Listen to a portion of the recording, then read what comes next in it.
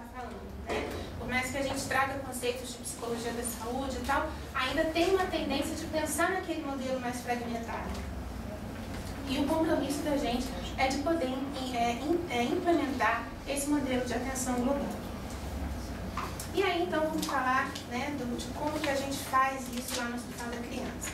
Então, os nossos procedimentos são baseados nessas perspectivas de educação para a saúde, manejo das variáveis comportamentais em contexto de tratamento, intervenção para o desenvolvimento de adesão a tratamento e para o desenvolvimento de estratégias eficientes de enfrentamento. Para isso, a gente tem essas atividades: admissão multidisciplinar, a triagem psicológica, os grupos informativos, grupos terapêuticos, com atendimento individual, ambulatórios especiais, as atividades de sala de espera e a ronda de estimulação psicossocial. Fica mais fácil de entender dentro do fluxo, né? Então, são procedimentos agendados, a gente fala que são portas de entrada do paciente no serviço de psicologia. Primeiro procedimento, que é, assim, uma das meninas dos olhos lá da gente, é a admissão multidisciplinar, que a gente está mudando para interdisciplinar, mas ainda está com esse nome aí, multidisciplinar, que é do paciente recém-diagnosticado. Como é que isso funciona? Assim que o paciente, a gente está experimentando esse modelo ainda na oncomatologia, porque é uma área que a gente tem mais familiaridade, são 17 anos trabalhando na oncomatologia. Com as outras especialidades a gente ainda está tateando até para ver quantos pacientes são diagnosticados por mês e qual que é a necessidade de demanda dessa atividade. Na verdade, a gente vai começar também com a imunologia, esse programa de admissão multidisciplinar já em março. Mas, por enquanto, de outubro até agora, vem funcionando na oncomatologia. Então, uma criança recebe diagnóstico de câncer essa semana, ela sai da consulta médica agendada para admissão.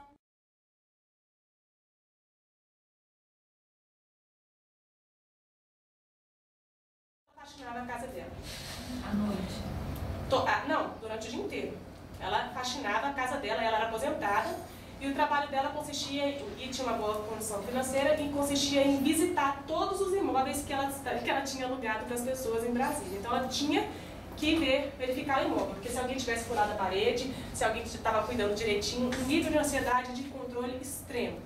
E aí, chegava no final de semana, ela referia que chegava no sábado e fazia o faxinão. Eu falei, gente, né? Você tem ideia, a primeira consulta que ela chegou no consultório, tem uma mesa branca, e ela passou o dedo. Ah, tá limpinho o consultório. Eu sei, mãe. Era segunda-feira. Era segunda-feira, ainda bem que ela não foi na sexta. Então, a gente começa a observar alguns padrões de comportamento que estão mantendo essa insônia. Perguntei pra ela assim, qual é o momento do dia que você relaxa? Não, eu não sou preguiçosa para dormir tanto. Ela nunca se permitiu sentar no sofá da casa dela para fazer nada, né? Aí você vê outros pacientes também falando, eu tenho que dormir 8 horas, eu tenho que dormir 8 horas. Aí aquele paciente que está entrando em sofrimento, porque ele fica 8 horas na cama, só que ele dormiu 5, muito bem, obrigado. Ele abre o olho e fala, ai, eu tô com insônia, eu não tô dormindo. Gente, já passou a necessidade de sono dele. E isso é muito difícil, porque se a pessoa tem essa crença que ela tem que dormir 8 horas, ela dormiu 5, muito bem, mas ela não consegue nem prestar atenção nos comportamentos dela, de que ela está bem, que o sono foi reparador e que ela está em condições de levantar, a gente tem que mostrar, não, mas eu preciso dormir 8 horas. Não, mas você dormiu 5, como é que você passou o dia? Passei bem. Então a gente vai sensibilizar o paciente para o comportamento dele também, porque ele não percebe como é que é o funcionamento dele, inclusive. Né? Então se ele dorme de 10 da noite até as 6 da manhã, são 10 da noite até as 6, são 8 horas. Então, vamos supor, ele não dorme essas 8 horas e aí ele acorda às 4 da manhã. Para ele está com insônia. E aí como é que eu iria fazer um ajuste desse? Olha, ao invés de dormir às 10, você vai dormir meia-noite para ir até às 6 horas da manhã direto. Ah não, muito tarde, eu não aguento. Né? Então assim, a gente precisa às vezes mudar esse padrão do sono, o horário de dormir do paciente, para ele não sentir aquela angústia, aquela ansiedade de não dormir, né? Não vou dormir essa noite. E ele começa realmente a perceber que ele está desenvolvendo uma insônia e, na verdade, ele não tinha insônia coisa nenhuma, é só uma necessidade menor de sono. Então tem que ter tem que ser uma avaliação muito detalhada para a gente intervir. E aí, Aqui o perfeccionismo e os comportamentos obsessivos é muito comum, como essa paciente que eu falei, né, de que ela só durmo depois que eu fiz tudo. Ela arrumava todos os dias, todos os armários na casa dela. Quem quiser, né, indicação.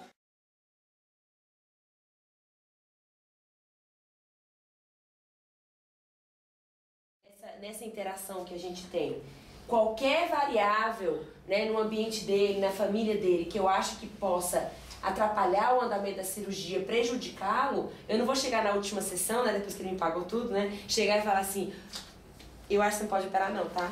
De jeito nenhum. Isso é uma comunicação, isso é um vínculo constante, não é terapia. Tem um objetivo, que é preparar ele, preparar a família dele para a cirurgia, tá?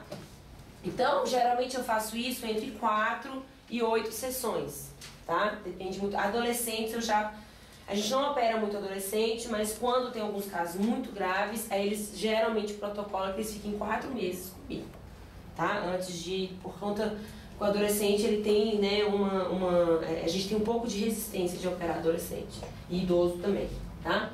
Aí já é outra aula, tá, gente? Diga. Já teve algum paciente que você conseguiu fazer com que ele mudasse de ideia? Já. Ele me perguntou se tinha alguma paciente, né, que eu consegui mudasse de ideia. Também não é meu objetivo, porque às vezes eles acham isso, eles vão lá pra psicóloga falando assim, nossa, ela vai fazer de tudo pra eu mudar de ideia, entendeu? Não, isso aí se eu achar que o custo da cirurgia, de acordo com a história de vida dela, com o ambiente dela, com o vínculo que eu tenho com ela, se eu perceber que o custo da cirurgia vai ser muito maior do que o benefício, né, eu vou mostrar isso para ela. Né? Eu tenho um paciente de 75 anos, né, um senhor que tem uma obesidade grave, né, que tem uma diabetes grave, ele tem indicação para operar, mas ao meu ver, ele não tem estrutura psicológica nenhuma para operar. Primeiro, mora só, aposentado, então ele não tem apoio, uma rede de apoio nenhum. 75 anos, a expectativa de vida dele é o quê, gente? 10, 15 anos no máximo. E as modificações de comportamento alimentar que ele vai ter o custo é bem alto. Então, para uma pessoa que 75 anos, eu chegar para ele e falar, você não pode comer aquele docinho, você vai ter que evitar, não é que não pode, não tem nada proibido na cirurgia, quem opera pode comer tudo, tá? Tem a palavra evitar, que é a palavra-chave. Você vai ter que evitar aquele docinho que você tem o hábito de comer todo dia depois do almoço, você vai ter que evitar. Vai prejudicar a qualidade de vida dele. Para uma pessoa que tem expectativa de vida de 10 anos.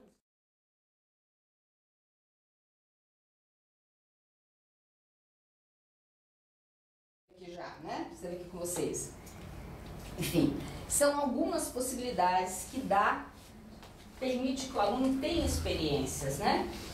Outra coisa que eu não falei aqui, que a gente também, que foi um avanço, é a disciplina Psicologia Aplicada à Saúde na graduação, que é a responsabilidade do nosso grupo de professores ligados à saúde, para alunos de medicina, enfermagem, nutrição, odonto, farmácia.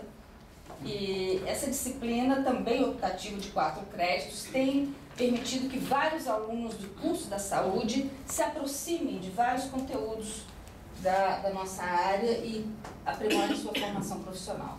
Essa disciplina ainda tem uns 12 anos. Me diz aí o tema.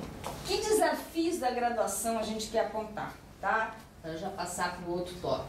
Como eu disse, a gente vai trazer alguns pontos só para reflexão.